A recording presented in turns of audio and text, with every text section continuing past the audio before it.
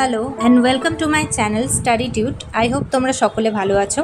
আগের দিন আমরা পুরো এশিয়ার মধ্যে কতগুলি দেশ রয়েছে, সেই দেশগুলোর পজিশান, কতগুলি অঞ্চলে সমগ্র এশিয়ার দেশগুলোকে ভাগ করা হচ্ছে, এগুলো জেনে নিয়েছি। আজকে আমরা যেটা জানবো সেটা হচ্ছে এশিয়ার এই দেশগুলোর রাজধানীগুলো কোথায় অবস্থিত, রাজধানীর নাম এবং বেশ কিছু ইম্পর্ট্যান্ট শহর সেই দেশগুলোর কোথায় অবস্থিত সেটাও আমরা ম্যাপের মাধ্যমে দেখে নেব। তো চলো শুরু করা যাক। প্রথমেই আসবো উত্তর এশিয়া। এশিয়ার মধ্যে একটাই দেশ আছে, যেটা হলো রাশিয়া, আর এটি হলো পৃথিবীর সবথেকে বড় দেশ। যদিও এই দেশটি দুটো মহাদেশের মধ্যে অবস্থিত। এখানে যদি ইউরাল মাউন্টেন পর্বতমালাটাকে আমরা দেখাই ম্যাপে, তাহলে এই পর্বতমালার এই দিকটা হচ্ছে এশিয়ার রাশিয়া আর এই দিকটা হচ্ছে ইউরোপের রাশিয়া।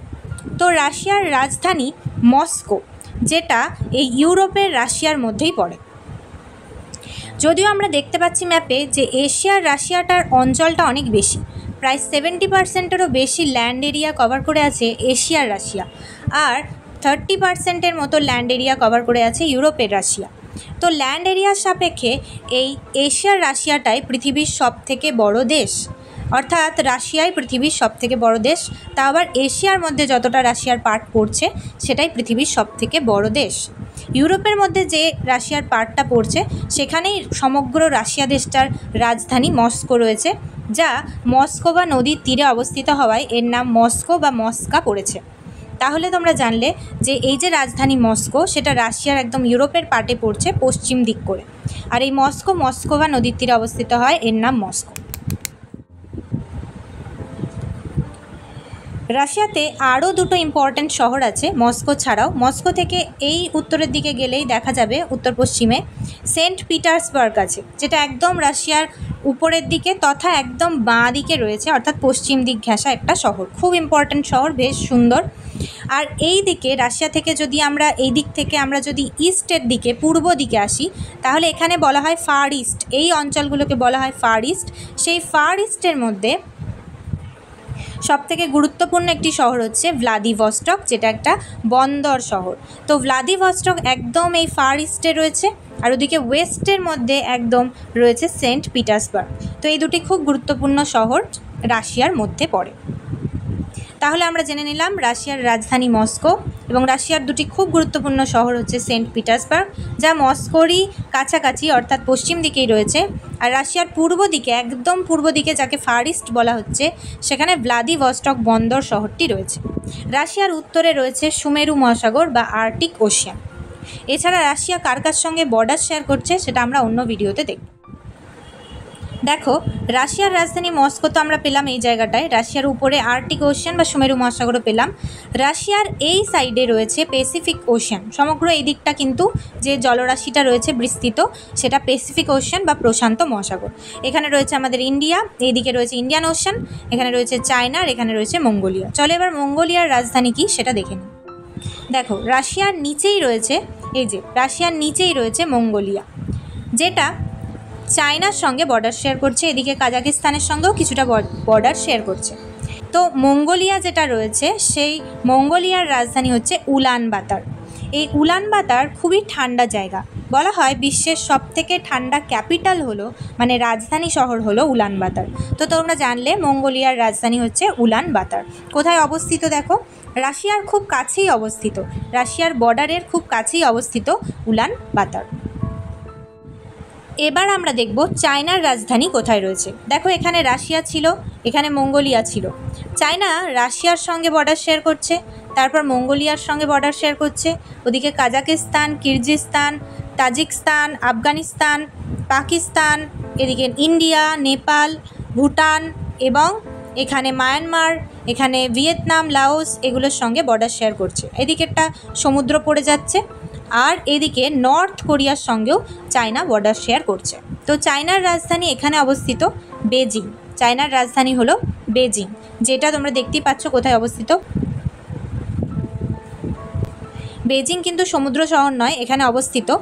এর নিচের দিকে আমরা দেখতে পাচ্ছি ইয়েলো সি বা হলুদ সাগর রয়েছে, যেটা পুরো Korea, north Korea, south Korea এবং চায়নার যে মেনল্যান্ড তার মাঝে রয়েছে এই হলুদ সাগর। তাহলে তোমাদের যদি প্রশ্ন আসে যে নর্থ কোরিয়া, সাউথ কোরিয়া এবং চায়নার মেনল্যান্ড তার মাঝে কোন সাগর রয়েছে, সেটা হবে ইয়েলো সি।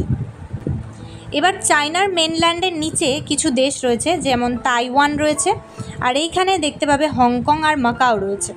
তো তাইওয়ানের রাজধানী কি, চলো এবার সেটা দেখে নিই। দেখো, চায়নার মেনল্যান্ডের পরেই এখানে সমুদ্র রয়েছে, যেটা হচ্ছে সাউথ চায়না সি, আর এখানটাকে বলা হয় তাইওয়ান স্ট্রেট, যেটা আমি পরে ম্যাপে দেখাচ্ছি। তাইওয়ানের রাজধানী, সিম্পলি এই নামটা মনে রাখবে, তাইপে। তাইওয়ানের রাজধানী তাইপে। সমগ্র জলরাশিটা প্যাসিফিক ওশান, প্রশান্ত মহাসাগর। এই ম্যাপটার মধ্যে খেয়াল করো, দেখো এটা হচ্ছে চায়নার মেনল্যান্ড। এই মেনল্যান্ডের থেকে সমুদ্রের মধ্যে রয়েছে এই এত বড় দ্বীপের মতো দেশটি, যেটি হচ্ছে তাইওয়ান। তাইওয়ানের রাজধানী হচ্ছে তাইপে, একদম এই কর্নারে অবস্থিত। তাইওয়ানের এই দিকটাতে রয়েছে, পূর্ব দিকে রয়েছে ইস্ট চায়না সি, আর এই দিকে রয়েছে সাউথ চায়না সি, আর মাঝে রয়েছে তাইওয়ান স্ট্রেট। দুটো দেশের মাঝখানে যদি খুব কম সরু জলরাশি থাকে তাহলে তাকে স্ট্রেট বলে, তাহলে প্রণালী বলে আর কি। তাহলে তাইওয়ান স্ট্রেট কোথায় রয়েছে, এই তাইওয়ান আর মেনল্যান্ড চায়নার মাঝখানে রয়েছে তাইওয়ান স্ট্রেট। এখানে রয়েছে ফিলিপিন্স, তাই এখানটাতে হচ্ছে ফিলিপিন সাগর। তাহলে তাইওয়ানের আশেপাশে আমরা তিনটে সাগর দেখতে পেলাম, একটা ইস্ট চায়না সি, পূর্ব চীন সাগর, দক্ষিণ চীন সাগর, সাউথ চায়না সি, এখানে তাইওয়ান স্ট্রেট, আর এখানে হচ্ছে ফিলিপিন সাগর। তাইওয়ানের রাজধানী তাইপে। তাইওয়ান কিন্তু একটি ডিসপিউটেড কান্ট্রি বলা যায়, কারণ তাইওয়ানের যে গভর্নমেন্ট রয়েছে তারা বলে তাইওয়ান তাদের, কিন্তু পিপলস রিপাবলিক অফ চায়না অর্থাৎ চায়নার যে গভর্নমেন্ট রয়েছে তারা বলে তাইওয়ান কিন্তু চায়নারই পার্ট। কিন্তু তাইওয়ানের যে গভর্নমেন্ট রয়েছে তারা সেটা মানতে চায় না, তো তারা সেটাকে একটা স্বাধীন দেশ বলেই গণ্য করে, কিন্তু চায়না সবসময় তাদেরকে নিয়ে নিতে চায়, অর্থাৎ তাদের পার্ট করে রাখতে চায় চায়না। এরপরে তোমরা দেখতে পাবে এখানে রয়েছে তাইওয়ানের ঠিক এই দিকটা করে রয়েছে হংকং আর মাকাও। হংকং আর মাকাও এগুলো কোনো স্বাধীন দেশ নয়, তবে দেশের মতো করেই এদের গভর্নমেন্ট আলাদা আছে। একটা দেশে যেমন আলাদা গভর্নমেন্ট থাকে, এদেরও আলাদা গভর্নমেন্ট আছে এবং তারাই তাদের কাজ করে, সেই দেশটা চালানোর দায়িত্বে তারাই রয়েছে। তো এগুলোও কিন্তু ডিসপিউটেড টেরিটরি, এবং কেন এটা ডিসপিউট সেটা নিয়ে আলাদা করে ভিডিও বানানো আছে। হংকং অ্যান্ড মাকাও এর ভিডিওটা তোমরা দেখতে পারো, যার লিঙ্ক ডেসক্রিপশন বক্সে থাকবে। তো হংকং এবং মাকাওয়ের কোনো নির্দিষ্ট রাজধানী নেই। হংকং এবং মাকাও এই দুটো জায়গার রাজধানী হংকং এবং মাকাও নিজেরাই, অর্থাৎ হংকং একটা আইল্যান্ড আছে যেটা হংকংয়ের রাজধানী, আর মাকাওয়েরও তাই, মাকাও আইল্যান্ড আছে যেটা হচ্ছে মাকাওয়ের রাজধানী। এর সম্পূর্ণ ভিডিওটা তোমরা দেখো, তাহলে সম্পূর্ণ বুঝতে পারবে যে হংকং আর মাকাও কিভাবে এই দেশগুলি কাজ করে, আদৌ এগুলো দেশ কিনা। তাহলে আমরা মেনল্যান্ড চায়নাতে দেখলাম চায়নার রাজধানী বেজিং, আর তাইওয়ানে দেখলাম তাইওয়ানের রাজধানী তাইপে, আর এখানে আমরা হংকং আর মাকাওকে দেখে নিলাম। এখন এই ইয়েলো সি আমরা বললাম কার কার মাঝে রয়েছে, কোরিয়া আর চায়নার মাঝে, এদিকে চায়না এদিকে কোরিয়া, তার মাঝে রয়েছে ইয়েলো সি। এখানে চায়নার সাথে নর্থ কোরিয়া বর্ডার শেয়ার করে, নর্থ কোরিয়া কিন্তু অল্প একটু বর্ডার রাশিয়ার সাথেও শেয়ার করে। তো এবারে আমরা দেখব নর্থ কোরিয়া এবং সাউথ কোরিয়ার রাজধানী। দেখো, নর্থ কোরিয়ার রাজধানী পিয়ংইয়াং এবং সাউথ কোরিয়ার রাজধানী সোল। চলো বড় ম্যাপে দেখা যাক। এটা হচ্ছে নর্থ কোরিয়ার ম্যাপ। দেখো, এটা মেনল্যান্ড চায়নার সঙ্গে বর্ডার শেয়ার করছে, এই যে মেনল্যান্ড চায়নার সঙ্গে বর্ডার শেয়ার করছে, আর এইখানটা রাশিয়ার সঙ্গে বর্ডার শেয়ার করছে, এখানটা রাশিয়ার সঙ্গে বর্ডার শেয়ার করছে। তাহলে নর্থ কোরিয়ার রাজধানী হচ্ছে এখানে অবস্থিত, পিয়ংইয়াং নর্থ কোরিয়ার রাজধানী। এদিকে দেখতে পাচ্ছ কি লেখা আছে, ইস্ট কোরিয়া সি। তো নর্থ কোরিয়ার রাজধানী হচ্ছে পিয়ংইয়াং, যেটাই বেশি উন্নত। বাকি নর্থ কোরিয়ার যে অঞ্চলগুলো রয়েছে সেগুলোতে অনেক অঞ্চলে এখনও পর্যন্ত ইলেকট্রিসিটিও পর্যন্ত নাই। তো পিয়ংইয়াংই হচ্ছে নর্থ কোরিয়ার রাজধানী, যেটাই উন্নত, বাদবাকিগুলো অনুন্নতই তোমরা বলতে পারো। নর্থ কোরিয়া এবং সাউথ কোরিয়ার মাঝের যে বর্ডারটা রয়েছে এটাকে বলা হয় সবথেকে ডেঞ্জারাস বর্ডারের মধ্যে একটা, এবং এটাকে বলা হয় ডিএমজি, ডিমিলিটারাইজ জোন। এখানে এদেরও সৈন্যরা কোনোভাবেই এই জায়গাটার মধ্যে আসতে পারবে না, কিছু কিলোমিটারের মধ্যে কারুর যাতায়াত এখানে করা যাবে না, সেরকম নিষেধাজ্ঞা রয়েছে। তো এই ডিমিলিটারাইজ জোন ডিএমজি, এই জায়গাটা খুবই একটা ভাইটাল এবং ইম্পর্ট্যান্ট জায়গা, যেটা সাউথ কোরিয়া নর্থ কোরিয়াকে দুভাগে ভাগ করছে। এখানে নর্থ কোরিয়ার রাজধানী পিয়ংইয়াং দেখলাম। দেখো, সাউথ কোরিয়ার রাজধানী সোল, সেটা কিন্তু খুব বর্ডারের থেকে যে দূরে তা নয়, সোল কিন্তু বর্ডারের থেকে বেশ কাছেই অবস্থিত। ম্যাপে দেখে মনে হচ্ছে যে কাছে, তবে খানিকটা দূরত্ব তো আছেই। এবার সোল কিন্তু ভীষণ উন্নত তুলনামূলক এই পিয়ংইয়াংয়ের থেকে, কারণ নর্থ কোরিয়া এমনিতে অনুন্নত, সাউথ কোরিয়া বেশি উন্নত। আবারও ম্যাপে পজিশনটা দেখিয়ে দেওয়া হচ্ছে। এ দেখো, নর্থ কোরিয়ার রাজধানী হচ্ছে পিয়ংইয়াং, আর সাউথ কোরিয়ার রাজধানী এখানে রয়েছে সোল। এদিকে রয়েছে ইস্ট সি বা পূর্ব সাগর এরা বলে, যেটাকে সি অফ জাপান বলা হয়, কিন্তু কোরিয়ানরা এটাকে সি অফ জাপান বলে না। কেন বলে না পরে বলছি। আর এদিকটা হচ্ছে ইয়েলো সি, যেটাকে কোরিয়ানরা আবার ওয়েস্ট সিও বলে, ওয়েস্ট সি।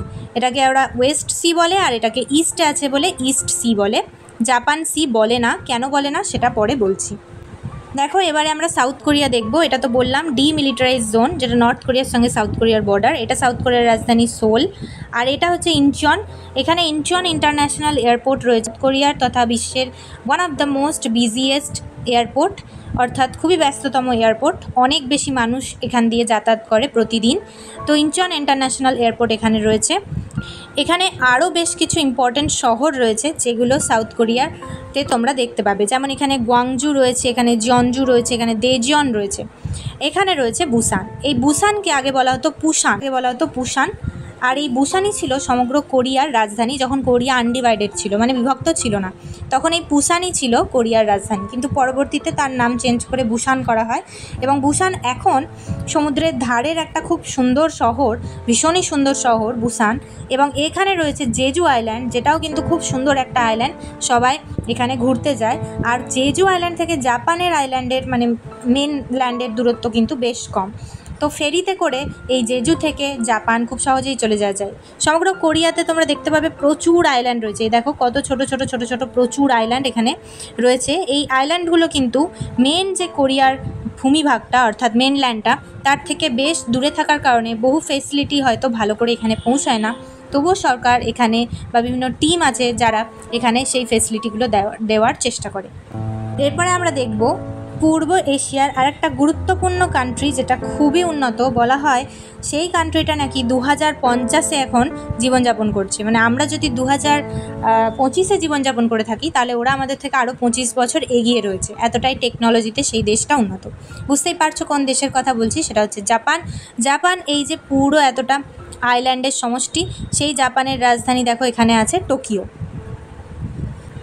তো জাপানের রাজধানী হচ্ছে টোকিও, এখানে আমরা দেখলাম। এছাড়া এখানে খুব ইম্পর্ট্যান্ট কিছু সিটি রয়েছে। টোকিওকে উল্টো করলেই দেখো হবে কিয়োটো, সেটাও ইম্পর্ট্যান্ট সিটি। এখানে আছে নাগোয়া, এখানে আছে ওসাকা। ওসাকা ভীষণ ফেমাস, এবং রিসার্চ সায়েন্টিফিক কাজকর্মের জন্য ওসাকা ভীষণ গুরুত্বপূর্ণ একটা সিটি। এখানে রয়েছে হিরোশিমা, আর এখানটাতে থাকে নাগাসাকি। তো চলো সেটা অন্য ম্যাপে দেখি। দেখো এই ম্যাপটাতে এখানে হচ্ছে জাপানের টোকিও, এখানে নাগোয়া, এখানে কিয়োটো, এখানে ওসাকা। আমি বললাম গুরুত্বপূর্ণ যত শহর আছে সেগুলো দেখানোর চেষ্টা করব। তো তারপরে তোমরা জানো দুটো নাম, হিরোশিমা, এটা হচ্ছে হিরোশিমা এখানে, আর এখানে হচ্ছে নাগাসাকি। এই দেখো লেখা আছে নাগাসাকি। তো হিরোশিমা অ্যান্ড নাগাসাকি আমি বড় করছি।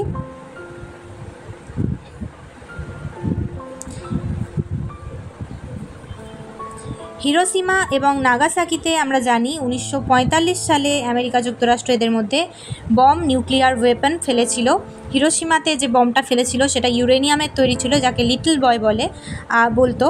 আর এখানে হচ্ছে নাগাসাকিতে যেটা ফেলেছিল সেটা ছিল আরও ডেঞ্জারাস, যেটা প্লুটোনিয়াম দিয়ে তৈরি, যেটা নাগাসাকিতে ফেলা হয়েছিল, তাকে বলতো ফ্যাটম্যান। তো লিটল বয় অ্যান্ড ফ্যাটম্যান নামে দুটো নিউক্লিয়ার বম এখানে ফেলা হয়েছিল, এবং শহরগুলো একদম ধ্বংস হয়ে গেছিলো। কিন্তু আজকের দিনে দেখলে শহরগুলো আবার খুব সুন্দরভাবে একদম মডার্নাইজড হয়ে গেছে, আবার সুন্দরভাবে সেটা রিকভার করে গেছে।